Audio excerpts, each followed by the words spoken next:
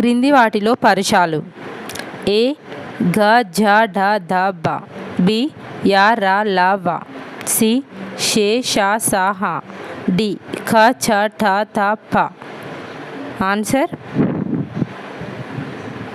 D ఖ చ ఠ థ పను పరుషాలు అంటారు. దానవుడు అంటే అర్థం: రాక్షసుడు, అసురుడు. కపోతము అంటే పావురం. సాలు అంటే సంవత్సరం, పంట.